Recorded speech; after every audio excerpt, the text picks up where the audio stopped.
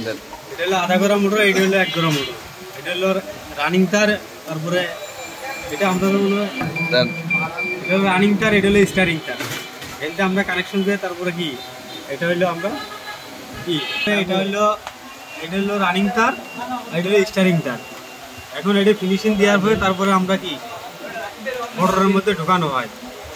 Varnish লাগে, তারপরে ধরলো যে টিউব লাগে, তারপরে তার লাগে, তার লাগানোর পরে এটা ফিনিশিং দিয়ে তারপরে আমরা আধা গড়া মোটরের ভিতরে ঢুকে যাই। আর এটা হলো 1 গড়া মোটর। এটা আপনারা দেখতে পাচ্ছেন যে এটা হলো রানিং তার আর এটা হলো স্টারিং তার। এখন এখানেও এটা ফিনিশিং দিয়ে তারপরে এগুলো আমরা কাজ করে থাকি আর কি।